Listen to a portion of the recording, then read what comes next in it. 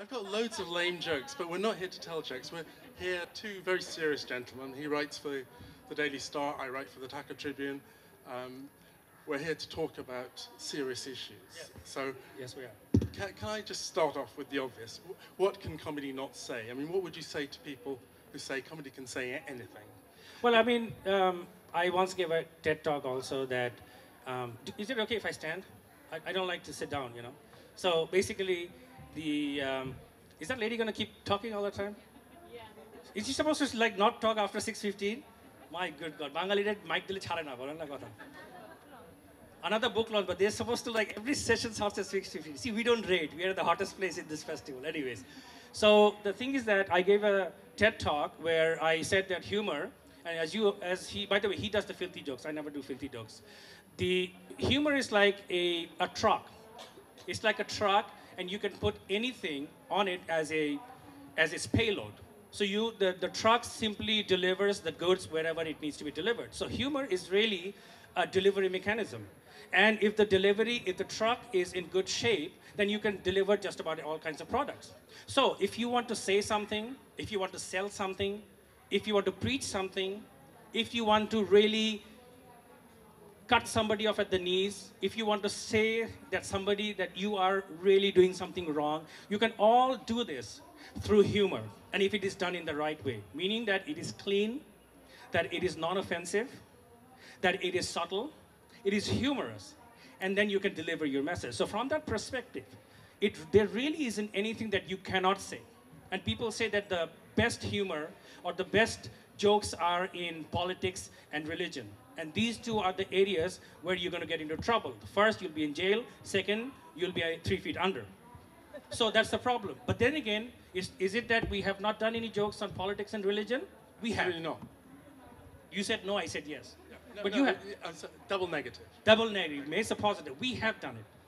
And the things that we have done, I have done jokes in front of cabinet ministers. That day I did comedy at the Bangabandhu cantonment, all military officers. One day I got a call from the DGFI, and I got scared. And they said, we are requesting you to come and do comedy over here. And then the first thing I said is that, why am I doing comedy? You know, General Akbar, 2-star general, DGFI, and 19 contingencies from the whole country were there at the cantonment, all the top-notch, top brass of the DGFI. And I stood there, and I said, why am I doing comedy here? Because you are all the intelligence people. You already know my jokes. Not only that, it's already recorded. And if you don't know my jokes, you're not doing your job. And then I got an applause. So having said that, it all boils down to, you know, how you deliver it. And then if you deliver it in a way that you're putting a smile, because after all, we are humorous. We're not here to hurt people. We are here to make people laugh and make them happy. So in the process, if you deliver a message that puts a smile on their face, your payload could be any kind of a message.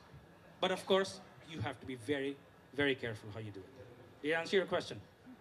Yeah, I think we can talk a bit more about that, just getting more serious or more general. So comedy as a way of expressing truth. If I want to know the truth about how fat I am or how bald I am, I just talk to a 6-year-old. They will tell you. It's the natural state of children. Obviously, it's difficult if you don't have children to procure a 6-year-old child, and then you get into more trouble. But I don't know. I mean, just because we haven't seen you with kids doesn't mean you don't have any. Yes, we can finish these lines. And you know, if you look at kids' cartoons, Tom and Jerry, it's full of violence. You know, I don't think there are any taboo subjects, as Naveed was saying. And if we just go to the most serious one, which I've seen in your act, you talk as a practicing Muslim going on Hajj, and you tell a humorous story, but on the way you talk about non-Muslims not being allowed into Mecca.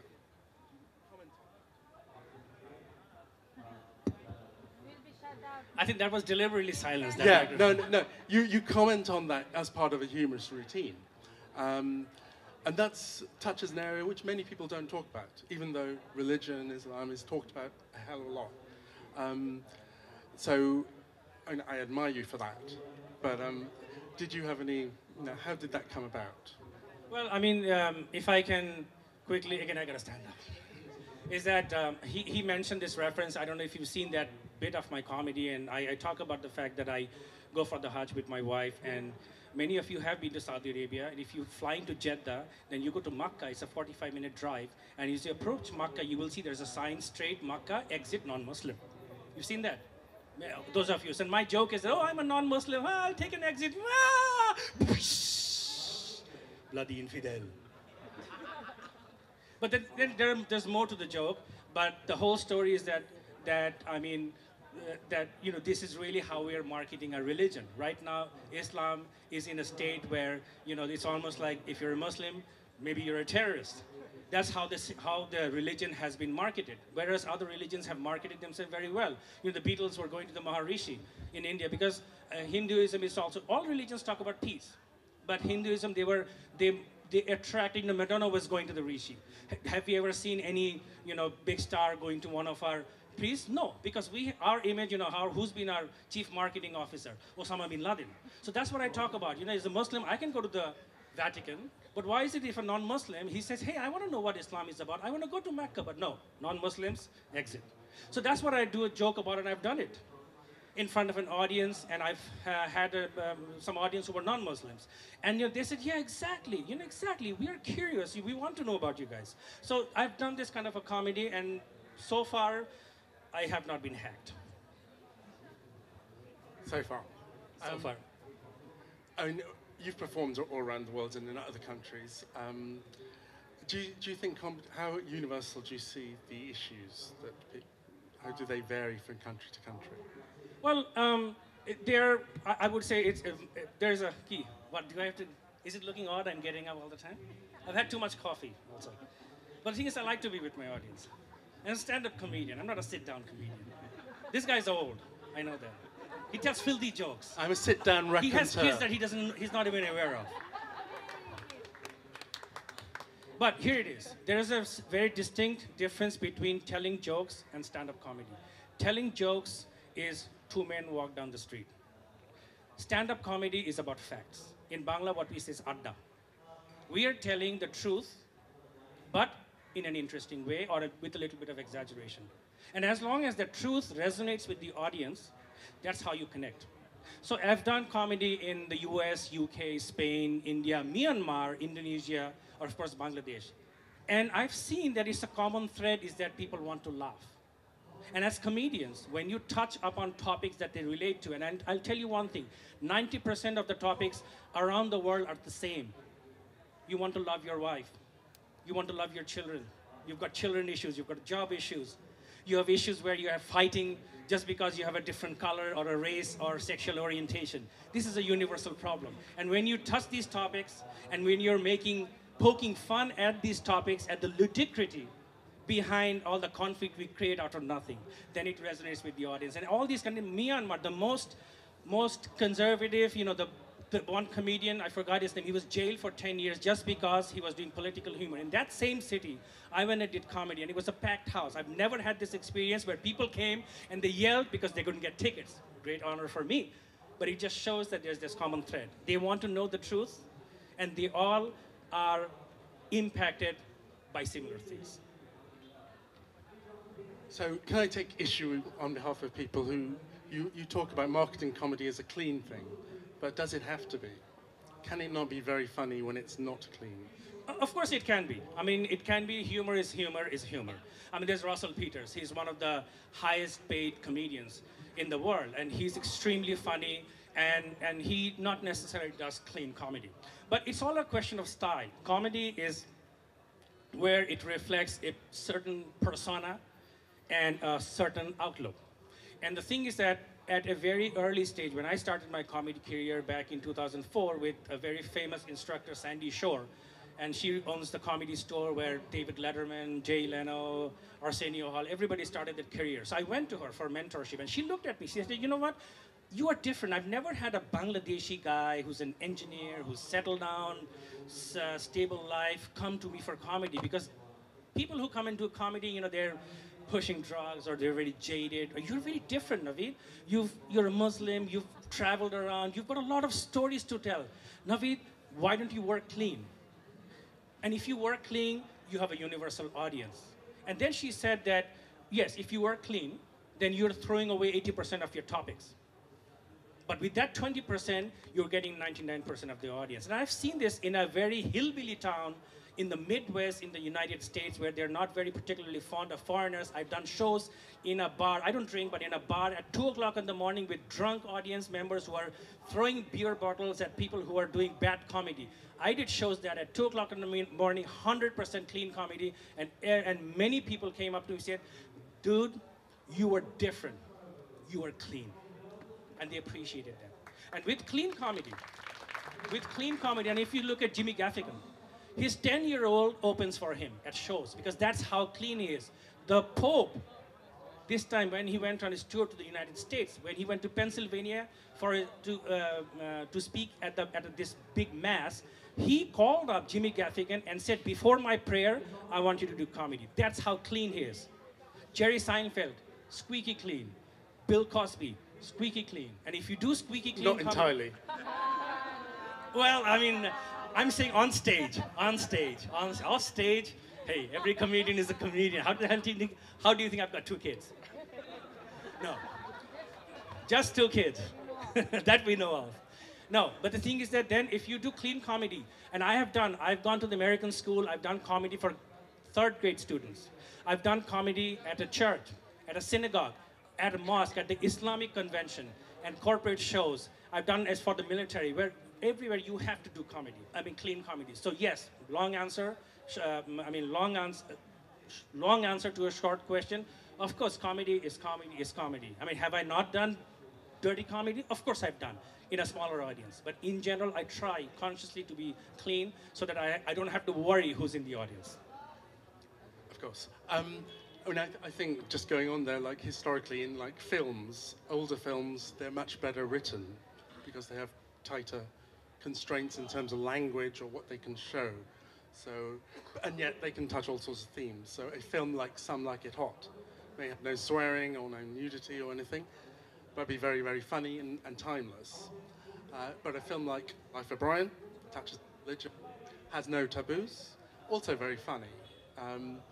So I think there's room for both, but you're right in saying that that 20% of clean material for all audiences can be more powerful. But you mentioned Jerry Seinfeld. His routines are very tightly written, and they're very timeless, as in they can apply, a lot of people can relate to them.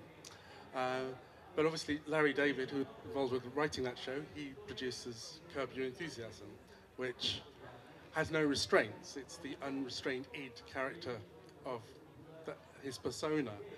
Also very, very funny. So I think comedy does lie at both spectrums, and everyone does need to laugh, or want to laugh. And I think the reason us comedians talk about it is because we love comedy and we just want more people to enjoy it. So. Oh, absolutely. I mean, please don't get me wrong. I'm not saying that clean comedy is the best, or if somebody does clean, he's in the upper echelon. If you're doing blue comedy, that's the word they use. If you're doing blue comedy, you're not the best. Quite the contrary. I mean, the thing is that I'm trying to think of an example of well, Russell Peters, I just gave you an example. He is hilarious. I mean, all he does talk about is cultural nuances, and he goes filthy. But he is hilarious. I mean, we saw him live and sitting 3rd row. So, as I said, it's all, I mean, you have to have this variety. Otherwise, it's going to be a boring world in the world of comedy, right? And what I do is just choice. Again, it's a choice. It's a persona, it's a style. That's the brand. That's all. That's all there is to it. There's no right or wrong. So talking about comedy globally, certainly the stand-up scene has changed a lot since the 80s. It's become a much bigger market. More people are going. Audiences are more diverse. And it's very international. Any routine you do can be on YouTube and people can see it in other continents. You're on satellite TV. And vice versa. So stand-up, in a way, is bigger than ever. What I was talking about to a friend last year, he was recollecting television in the United Kingdom in the 1970s. And he said people could get away with certain things more then than now because of political correctness. Now, the trade-off for me would be that audiences, you can tell jokes about race or religion, and if you tell it to homogenous audience, it's very exclusionary, it can be very nasty. And that's sort of changed in big metropolitan cities because audiences are quite diverse. So but people don't tell the same sort of purely racist or purely sexist jokes. It has to be quite ironic. And people do talk about religion as much, but some of the things have gone in the last 30 years with, if you like, for shorthand, sort of people trying to be more PC or inclusive. Is that a threat, or does it help?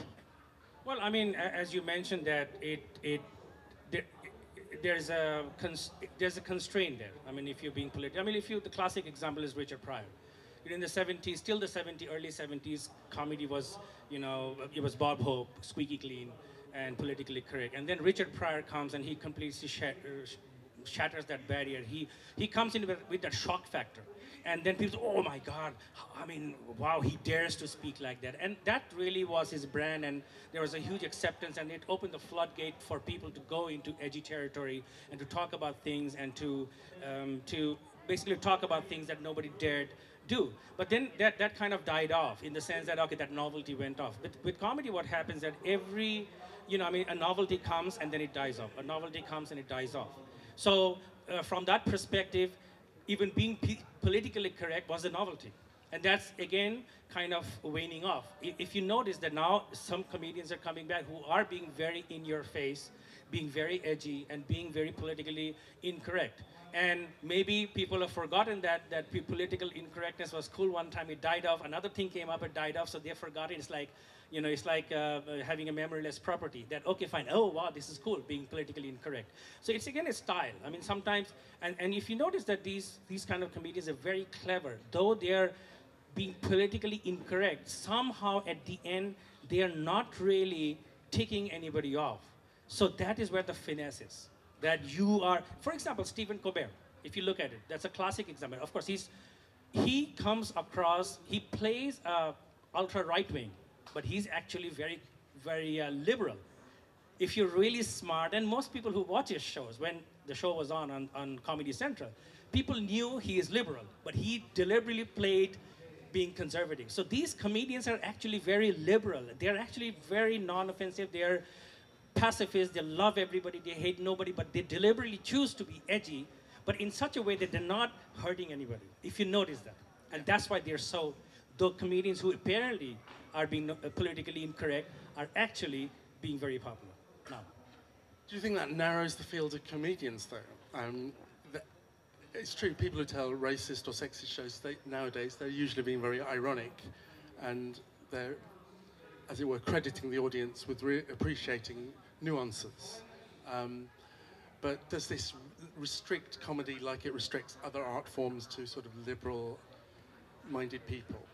Well, again, I mean, you have a choice. It's a la carte, Then there are all kinds of comedians. I mean, comedians, I would not say are a dime a dozen, but they are a dime a dozen. I mean, there are, at least in the US, if you go to or UK, there are a lot of very good comedians. Even if you go to a small comedy club, a small comedian apparently nobody knows about, you go in and then you see his performance, you say, oh my God, this guy is so funny, just because you're watching him live. So the thing is, there's always choices, and usually it's like every comedian has a brand definition, knowing that, okay, this guy does clean, he does political humor, he talks about Jimmy Gaffigan just talks about food, he talks about kids, he talks about religion, he talks about war. It's almost like you can always choose, okay, fine, today I'm in an edgy mood, I'm going to go see an edgy comedian. Today I want to talk about, I just want to listen about family, family-related comedy. I can always watch his video. So it's not ever constraining, because comedy is something that people always want to have something fresh, what's hot, what's not. A few years ago, playing the race card was big. So that's why a lot of Russell Peters started the Indian comedians, comedians from the subcontinent to really come up. But that's kind of also, I wouldn't say it has died down, but at least talking about, okay, I'm talking about the Indian accent, it's become old. But when I went to New York this few months ago, I was just trying out new material, and I was talking about the whole thing about arranged marriage. We actually Zara and I went to an arranged marriage, mashallah, almost 17 and a half years we've been married. And I talked about this whole arranged marriage thing, how ludicrous it is to them, but at the end of the day, the fact that it is really somebody's, in essence, even if they date and they live together and they're getting married, they're also arranging it themselves, and most of the time they're screwing it up. And it went so well. Then I noticed that they're always looking for something new and something novel. So we don't know what's going to be novel next year, but whatever that is, people will listen to it. Interesting you mention accents, because I think in the UK, certainly doing the Peter Sellers accent that he did in the 60s, the goodness gracious me accent, it was very much taboo amongst most comedians because audiences and performers felt uncomfortable with the reaction it was getting. And yet, in the last sort of 10 years, we've had Sacha Baron Cohen. He does a lot of funny foreigner voices, and he's been internationally successful. So I guess what you're saying is there are no rules in comedy. No, there are no rules. I mean, the boundary is open. And the thing is that the bottom line is that people want two things: something novel and something I can relate to. That's all there is to it. And we got the light. I think we've got a couple of minutes before we get into Q&A. Is that if we look at Bangladesh, we're still in a very infancy. We do stand-up comedy, but when we do our live shows, we are pleasantly surprised how accepting people are. We've had people from different backgrounds. They're business people, Western educated, politicians. Once we even had a show where we had people from both the political parties. We laughed together. I said, hey, you guys have a political difference, but guess what? We all laugh together. So I think this country, it is very much ready. People say, will they understand? I say, well, it's not just because they're not educated. I mean, somebody is not educated doesn't or she will not understand the comedy. My job as a comedian is to make sure I deliver in such a way he understands and he relates to the topics. And then if that's the case, is there really anything that we cannot say? Probably not.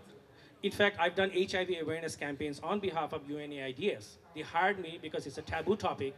How do you deliver this to an 18 to 22-year-old group in a university where parents are there and faculty members are there? So they hired a comedian to deliver this message. And when you do it through humor, you break down barriers, you effectively deliver the message. So I think that it's really evolving. It will evolve. And I think every now and then we will see something new because that's really what the consumers demand. Okay, so we'll move to questions in 2 minutes. I think just to play devil's advocate and just to indicate how far we have to go in terms of legal constraints, I'm going to read out the bit from the Bangladesh Code of Film Censorship, written in 1985. My dad used to be a member there, Yeah, so there's a lot of portrayals about how policemen can be portrayed, army, but there's one section on indecency or obscenity, and it talks about covering kissing, hugging, and embracing should not be allowed in films of subcontinental origin. Hugging and embracing may be allowed in some subcontinental films. Bikini or bathing costume scene may be permissible in case of foreign films. Now, this applies in the Indian censorship code as well for films. And there's a lot of complexes there about what's right and what's wrong. Foreigners can do something different, we can't. There's a subcontinental culture. And it's actually written down in the code. You can read it on the internet. And it's very detailed. So it's about crime shouldn't pay. There's a section on that. It actually has a section. I'm reading it out just as it is. It says, the film censor should be aware of any films which show science as a means of acquiring devilish powers by master criminals, using highly equipped and most modern laboratory as his headquarter. Now, this is published in 1985 or something, so I think it was drafted by someone who'd seen either the Superman or Batman films or James Bond films in 1983, because it sounded like Lex Luthor or a Bond film. And this is here, it's part of our law. It's been part of our law for 30 years. So I think, yes, people are evolving. Most of the population have been born since then, but we still have this in the background and it's in people's heads. So with that proviso, I just want to open up the floor to questions or comments from the audience. Well, I think with that thing, I'm kind of curious how all the Ananta Jalil movies got released. But if that's the case, I don't think there will be any reproduction and we'll see a lot of really, I mean, literally not very clean actors and actors because you said you cannot show any bathing scenes. Everybody's dirty, not having a... Anyway, if you can get some questions. Yeah. No questions. Any comments? Questions, comments. Yes. When you mentioned blue comedy, when you say blue comedy, is it the same thing as what was referred to as a blue film? No, no, no. It's not. I mean, it's a. I mean, no. But wow, In the 80s, in the 80s. you said it. You almost said it as you're pimping it. You know. Yeah, blue film. No, it's a common term meaning that a comedy which is not clean. I mean, you're using cuss words, or you're using four-letter words, or you're using not clean material. Basically, that is what is referred to as blue material, blue comedy. Okay. My theory, though. No. Okay. Any other question? Yes, Zara, my wife Yes. wants to ask me a question. It's interesting because I also do comedy, and the thing is, the comedy I do, I can't do it publicly because even today there are lots of things women can't say out loud.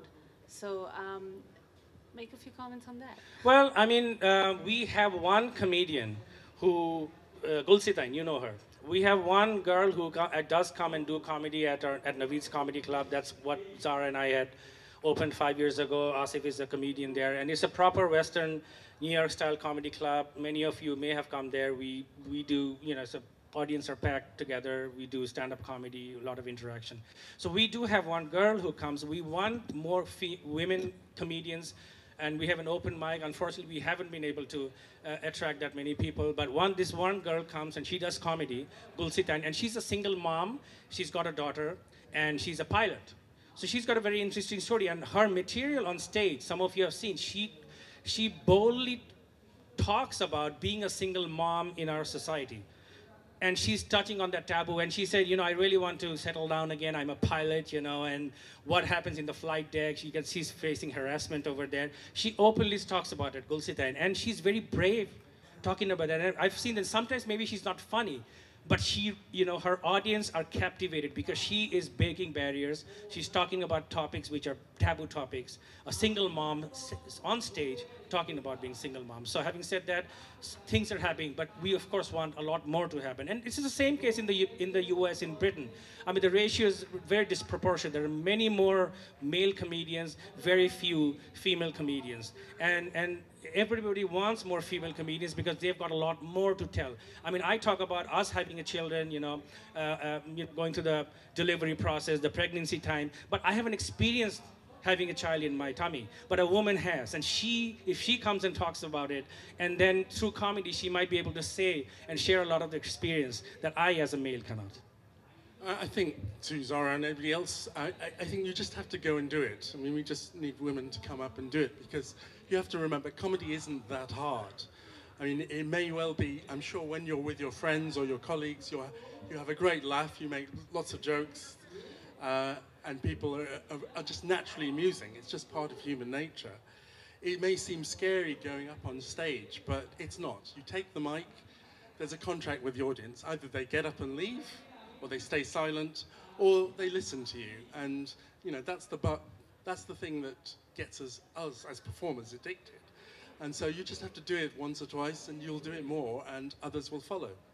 And I have to say that in Bangladesh, I found that the audience, when they come to a comedy show, they're the most accepting and the most forgiving audiences I've ever seen I've performed in many places, because it's something very new over here. And then when they come, we say, please, if you have inhibitions, leave them at the door. And they do that. They leave their inhibitions at the door, and people come of all ages, and everybody's united, everybody's there. Okay, fine, I just want to break barriers. I don't want to ask questions. I don't want to say, you're Murubi, you're a young fellow, how dare you say this. Nobody's in that mindset.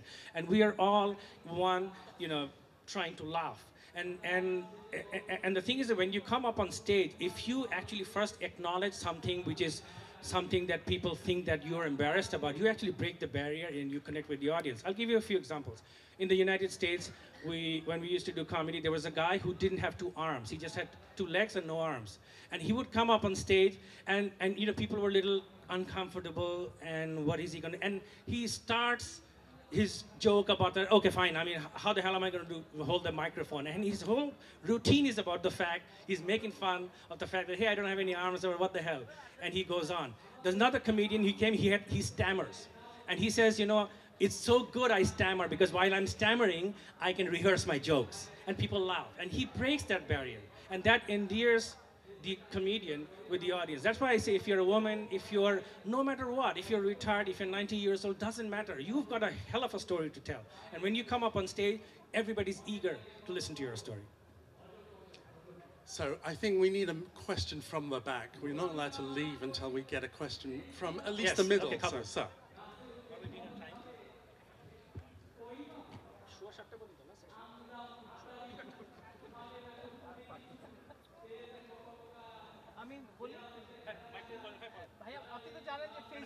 Mic টানেন,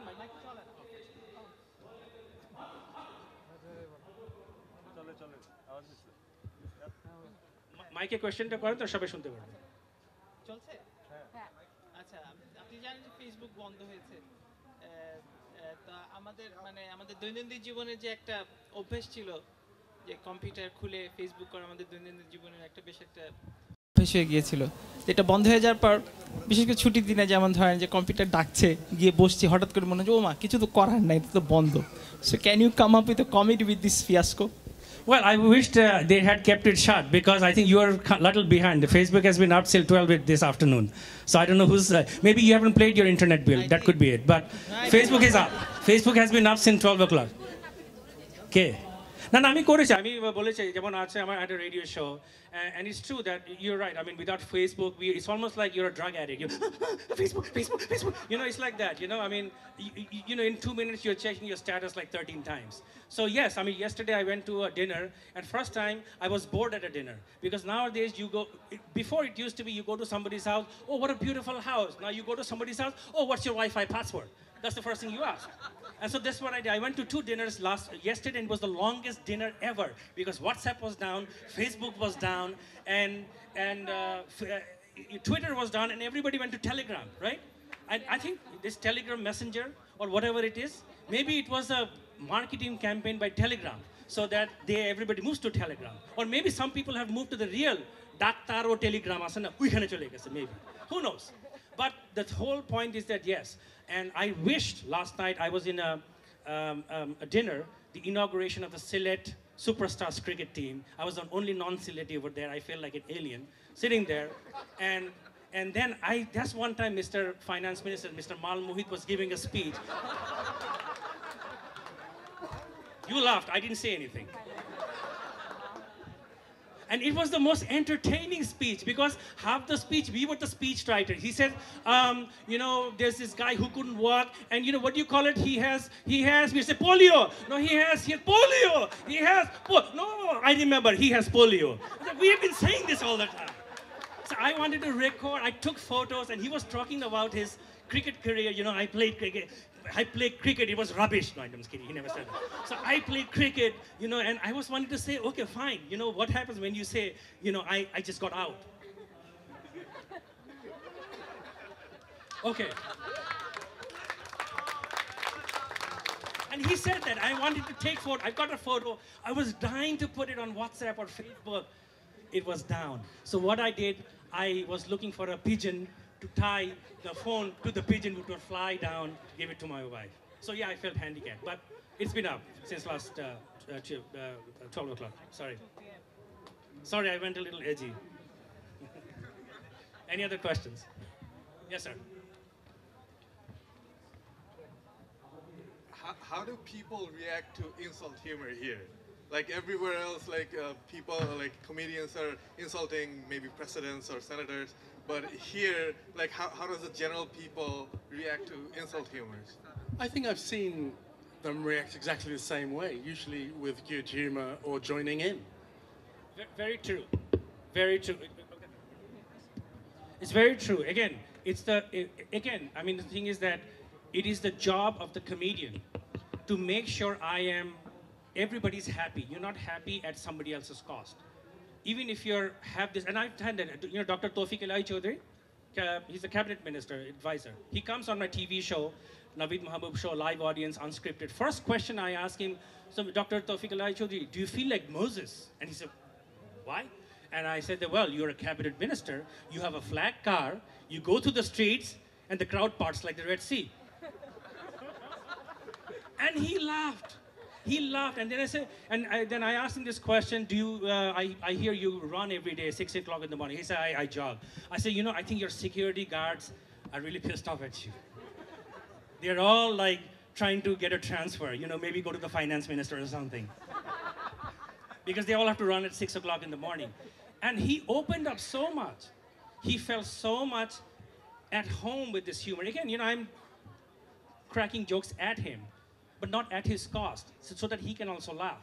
And the result was that before the episode ended, he said, Naveed, I spent 7 months in jail during the caretaker government period, and during that time I saw so much in jail that I'm now writing a book. And you're a comedian. It's only a question of time you'll be in jail. And I highly recommend you do go to jail, even if you don't end up in jail. Because if you go there, you will experience so much that you will be one hell of a great comedian. And that's how we ended the show. So that's the thing. I mean, the responsibility lies on us, the comedians, not the audience, because they're the consumer. My job is to make sure I make him happy, comfortable, even if the joke is about him. And if that's the fact, if that happens, and that doesn't always happen, there's an art to it. I'm not saying I'm an expert there, but if that happens, you're actually winning that person. You are actually humanizing that person. This guy could be controversial, corrupt. I'm not saying Tawfiq Al-Chowdhury, but any person. I can have the worst criminal sitting here, and we can do a joke, and you may end up loving him. Because a comedian, through that humor, can humanize that person. And it's a question of time our politicians, the smart ones, will actually utilize humor to humanize themselves, to make themselves more popular. One quick thing to just follow up on what Naveed said, and we talk about insult comedy. You do insult comedy, but you have to make sure you don't hurt that person according to his any handicap or any physical ability that he has no control over. So that is not funny. So this is something one has to be very careful about. That we don't talk about things people don't have control about. So what Naveed did with Dr. Tawfiq Al-Chowdhury is funny. What he even said about Mr. Mohit is also pretty funny, because he can come and just slap Naveed right away. But anything else, addressing, once just to reiterate, we don't talk about people's the challenges they have, physically or mentally. Exactly, you have to be human. You don't make jokes about things you don't want to be joked about. So things like that. So you have to be a little sensitive. Thanks. I think that's true, but there's also the question of license. If that person is giving you license by bantering with you and remarking and joking back to you, things can escalate and get very offensive. But in terms of like people taking offense in audience, I remember one case, Yamin was performing at one of your shows, and he was bantering with someone in the third row like yourself, and a woman from the back who had nothing to do with you took offense on behalf of the person in the third row. And Yamin was very skillful in diffusing that, and without insulting the person in that row, and getting things back on track. And I think that's the thing for me as comedy as a drug, of why you keep going back. It's not for the jokes, because we know the jokes. We know each other's jokes, or we've seen them before. It's the audience is always different. Even with exactly the same material, exactly the same people, the reaction can be tremendously different. And that's why you need a bit of the banter, and you need to test the boundaries a little bit. However sensitive we may be and nice we may be as individuals, people do want that sort of... Right, and just the last note is that one thing we can never do on the stage is get angry. Because even if you're heckled, and if we take it with humor, at the end of the day, the audience will come to your side. So one last thing you want to do is get angry. And I think that's where we end over here at 7 o'clock. Not the session, we've got 15 more minutes, but if we get the MC back on the stage, let's give him a big round of applause. Thank you very much. And thank you, everybody. Thank you to our panelists as well. That was a very interesting session, I must say. Could I please now welcome Hassan Azizul Haq, sir, to please come up on stage and join our panelists.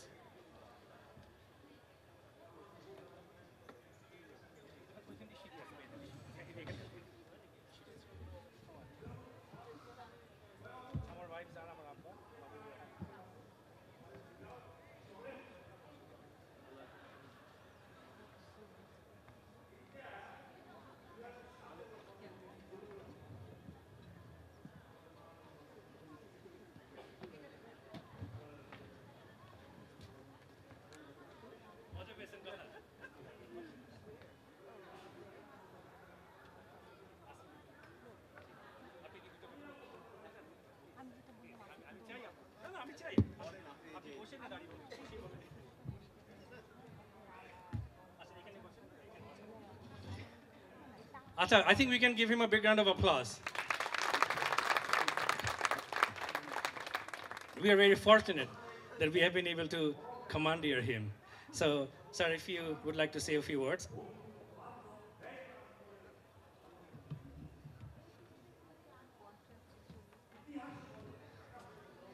এসে শুনছিলাম তো, বলার জন্য আসিও নি, বলার কোনো ব্যাপারও নেই। এতক্ষণ ধরে আমি নাভিদের কথা শুনছিলাম ওইখানে বসে বসে। তা আমার মনে হয় যে যদি পৃথিবীতে সবচাইতে ভালো ওষুধ কিছু থেকে থাকে, যে কোনো অসুখকে সারিয়ে দিতে পারে, সেটা হচ্ছে এই ব্যঙ্গ এবং কৌতুক।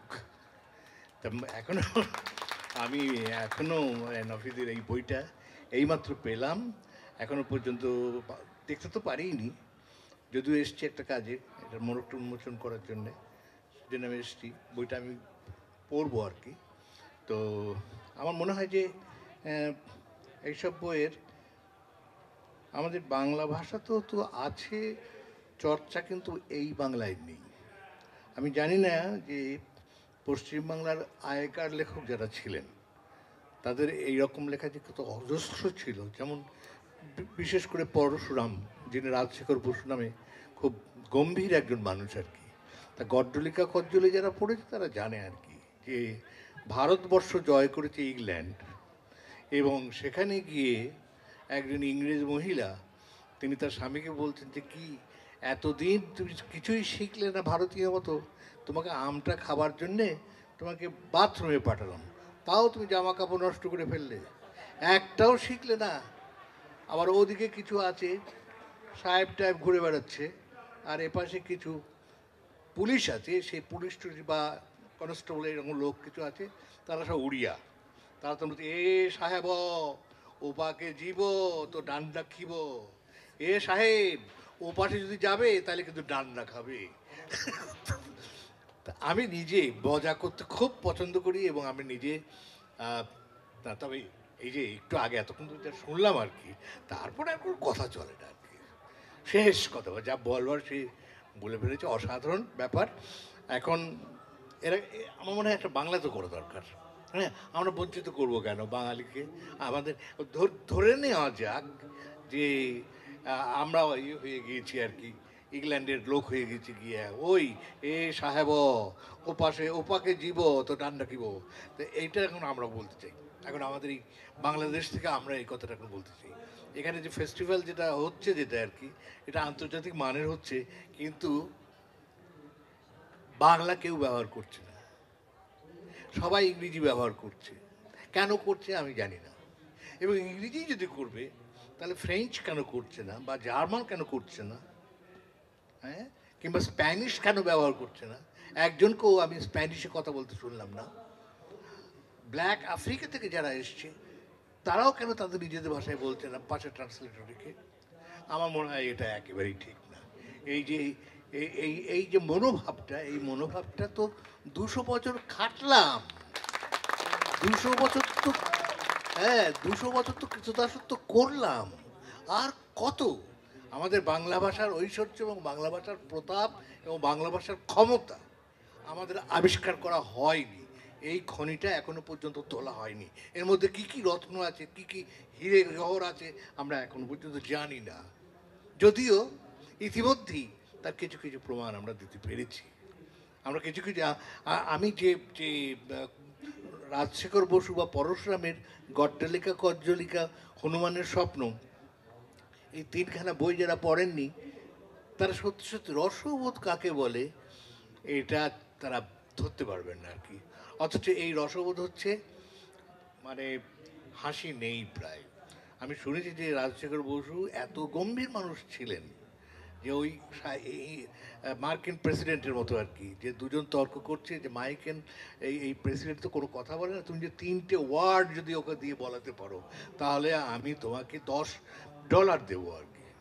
তো ও গিয়ে অনেক অনুরোধ বিরোধ করে বলছে যে মাত্র ইউ প্লিজ জাস্ট 3 ওয়ার্ডস, সেটাই হবে আর কি। উনি গম্ভীর থেকে বললেন ইউ লুজ, 2 শব্দ। কাজে আমি নিজে খুব পছন্দ করি মজা করতে, হ্যাঁ, কিন্তু আমি তো আবার লিখিত ওই প্যাঁচার মতো মানে উপন্যাস গল্প এইসব আর কি, কাজে আমার তো সেগুলো তো খোলা মনে লিখতে পারি না আর কি। যাক, আজকে এখানে এসে আমার খুব ভালো লাগলো, হ্যাঁ খুবই ভালো লাগলো। বইটা এখন আমাকে যখন মোড়ক উন্মোচন করতে হবে তখন আশা করা যায় যে এর একটা কপি আমি উপহার পাবো, এর একটা কপি আমি উপহার পাবো। এবং উপহার যদি পাই তাহলে সরল বাংলা ভাষায় এর সম্পর্কে কিছু আমি লিখব।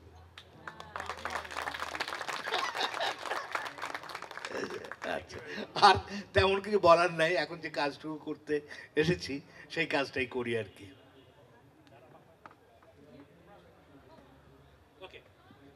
Habla y comprendo español un poquito. Mi nombre es Naveed Mahbub. উনি বলছেন কি স্প্যানিশ বলে কিনা আমি বলে দেব। Habla y comprendo español un poquito. Soy de Bangladesh. Spanish পারি আমি।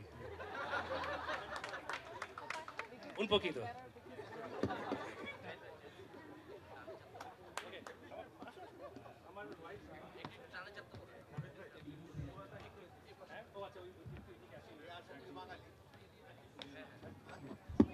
আচ্ছা, উনি জিজ্ঞেস করলেন আমার বউ বাঙালি কিনা। চময় চিনি গো চিনি ও গো বিদেশিনী। তুমি বলছো কি তুমি চাপাই নবাবগঞ্জের মেয়ে, দারুণ রসে শোষো করে ফসে? আচ্ছা আচ্ছা আচ্ছা আচ্ছা আচ্ছা, এটা মজার ঘটনা বলি, আমরা একবার কুনমিং এয়ারপোর্টে নেমেছি চায়নাতে, তো আমরা দাঁড়ালাম ইমিগ্রেশন, আমি দাঁড়াইছি, ওকে নিয়ে এদিকে আসো, ওকে চাইনিজ মনে করে দাঁড়া করে দিচ্ছে চাইনিজদের সাথে। তারপর সে লাস্টে ওখানে গেল বলে ইউ ফরেনার, আবার বাড়িয়ে দিচ্ছে ওখানে। আমরা স্যান ডিয়েগোতে থাকতাম, California, very close to the Mexican border. সব এসে ওর সাথে স্প্যানিশ বলতো, যে সে অহংকারী, স্প্যানিশ বলে না আমাদের সাথে, ইংলিশ বলে। আমি একটু জাতি উঠে বিদেশি বলতো আমার একটু।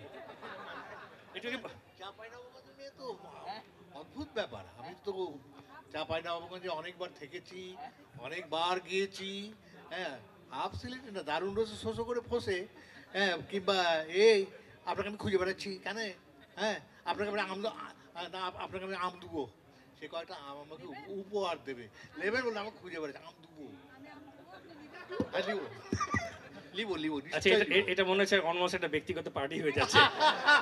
ওনারা বলছে ভাইয়া come on get on with it. Okay, আমাদের আর বোধহয় সেশনটা কয়েক মিনিট বাকি আছে, আমরা আসল ফরজ কাজ সারি।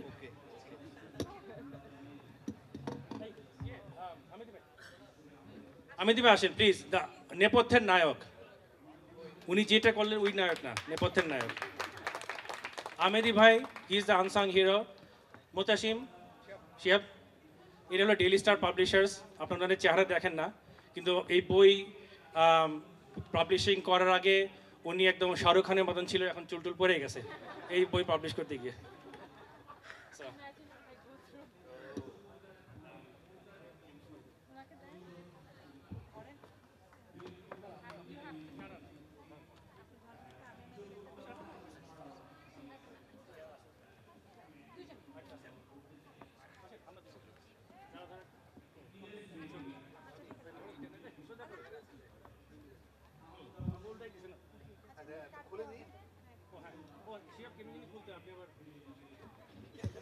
শিয়াব আবার খোলার ব্যাপারে এক্সপার্ট।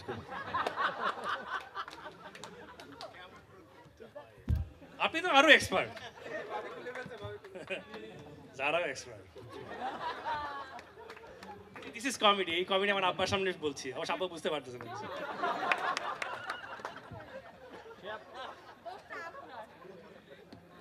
না, আমি জিন্সগুলি কোত্থেকে পেয়েছি, from my father, you know, Mahbubur Rahman. অনেকে বলে না বাপ থেকে ছেলেকে সম্পত্তি দেয়, উনি আমাকে কুতকুতি দিয়েছেন।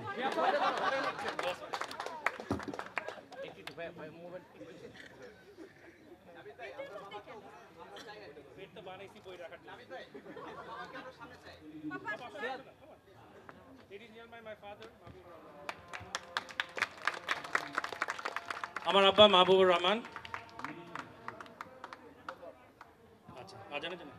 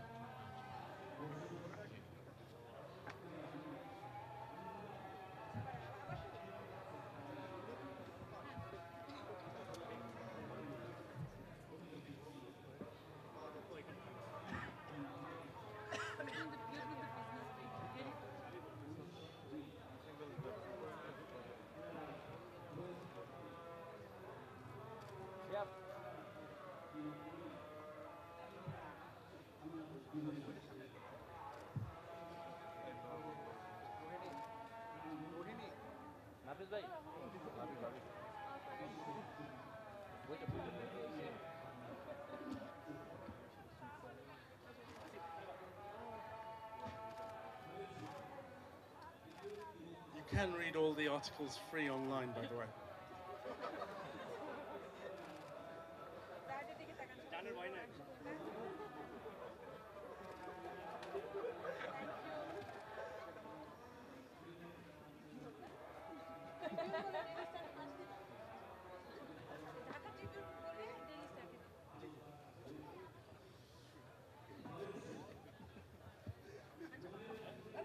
আচ্ছা তাহলে একটা আফসোস করা হচ্ছিল যে আমার বৌমা ফরেনার না, তো ফরেনার তো বটেই কিছু না, কারণ হচ্ছে কি চাঁপাইনবাবগঞ্জের মেয়ে কিন্তু আবার সিলট, আবার সিলটেরা কিন্তু আমাদেরকে বলে বেঙ্গলি, তা আমরা বেঙ্গলি, তো সেই হিসেবে বলতে পারে সিলটি, এবং সে সিলটি রবীন্দ্রসঙ্গীতও যেমন নাকি না গেয়ে এমনি বলছি করে, তুমি সন্ধ্যারও মেঘমালা, তুমি আবারও স্বাধেরও সাধনা, তুমি সন্ধ্যারও মেঘমালা, তুমি আবারও স্বাধীরও সাধনা।